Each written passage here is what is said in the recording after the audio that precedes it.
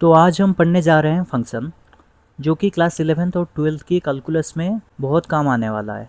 तो इसको ध्यान से समझना। इससे पहले मैं रेकमेंड करूँगा आप रिलेशन वाला वीडियो देख लें, क्योंकि फंक्शन जो है ये रिलेशन से ही आता है। तो यहाँ पे लिखा है इसका डेफिनेशन कि a relation from set A to set B is called a function.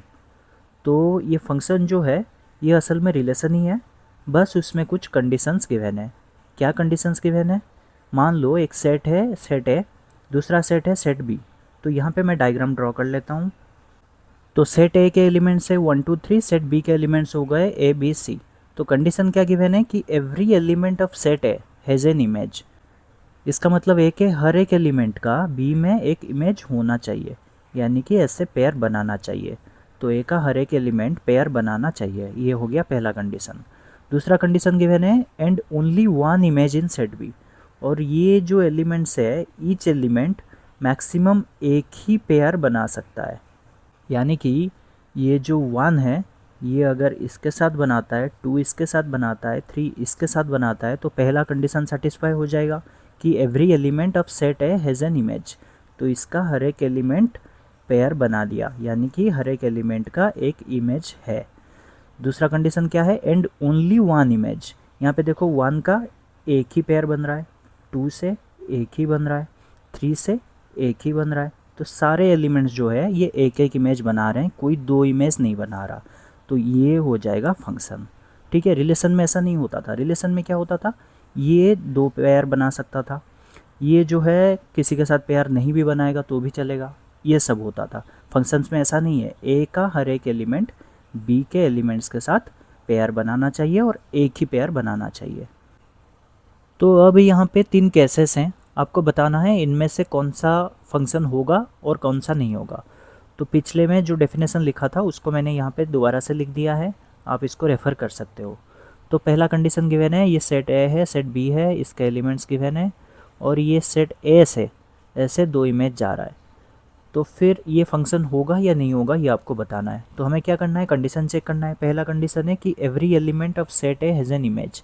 यहाँ पे एक ही एलिमेंट है वन और इसका इमेज बन रहा है, इसका मतलब पहला कंडीशन जो है सेटिस्फाइड है।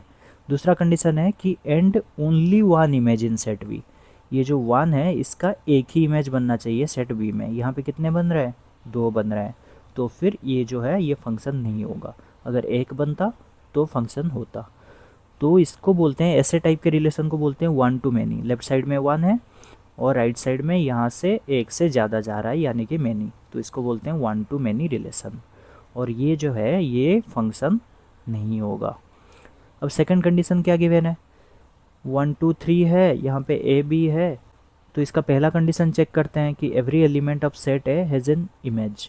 तो सेट ए का हर एक एलिमेंट का इमेज होना चाहिए। तो वन का तो इमेज है, टू का भी इमेज है, ये जो थ्री है थ्री का इमेज नहीं है।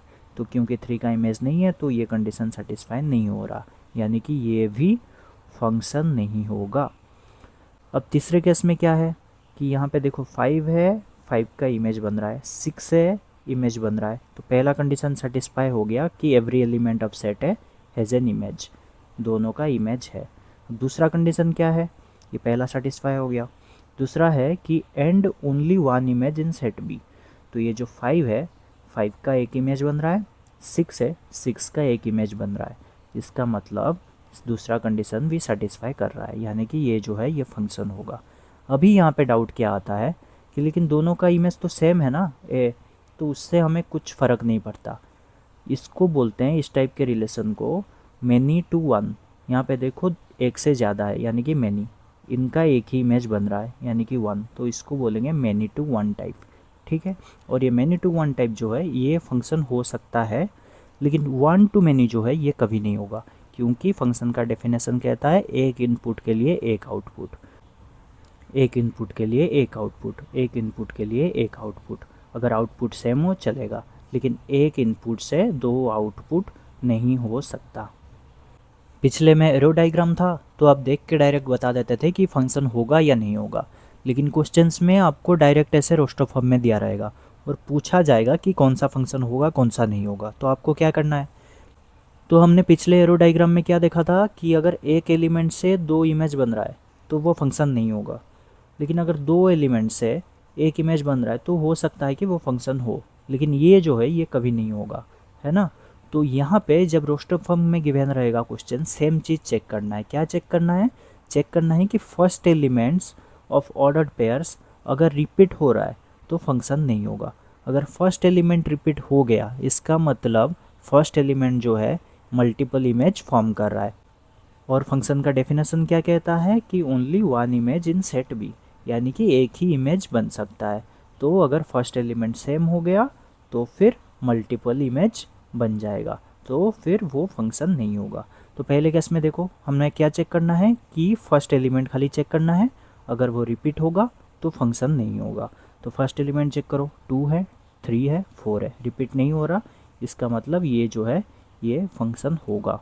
अभी सेकंड रिलेशन देखते हैं, इसमें भी हमें फर्स्ट एलिमेंट चेक करना है। फर्स्ट एलिमेंट चेक करो, यहाँ पे 2 है, 2 है, तो ये जो 2 है ये 2 इमेज फॉर्म कर रहा है और ये 2 4 इमेज भी फॉर्म कर रहा है, यानी कि एक ही एलिमेंट 2 का 2 इमेज फॉर्म हो गया, एक 2 एक 4, और ये फंक्शन के डेफिनेशन के खिलाफ है। तो इसका मतलब ये जो सेकंड वाला है ये फंक्शन नहीं बनेगा, ठीक है। तो आपको सिंपली क्या करना है, अगर रोस्टर फॉर्म में गिवन है आपको फर्स्ट एलिमेंट्स चेक करना है। अगर कोई भी फर्स्ट एलिमेंट रिपीट हो गया, बस first element, second element repeat हो हमें उससे कुछ मतलब नहीं है, अगर फर्स्ट एलिमेंट रिपीट हो गया तो वो फंक्शन नहीं होगा।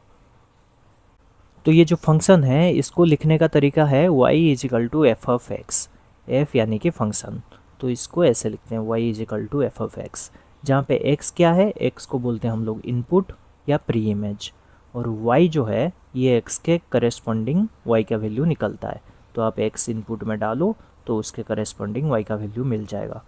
तो y को बोलते हैं हम लोग आउटपुट या इमेज। और हमें एक चीज़ पता है, जो इनपुट होता है वो जो जो वैल्यू ले सकता है उसको क्या बोलेंगे हम लोग, डोमेन, और आउटपुट जो जो वैल्यू आएगा उसको बोलेंगे रेंज। तो x का जो जो वैल्यू आ सकता है उसको बोलेंगे डोमेन, और y का जो जो वैल्यू आ सकता है उसको बोलेंगे रेंज। तो इसके साथ आप धीरे धीरे यूज टू हो जाओगे।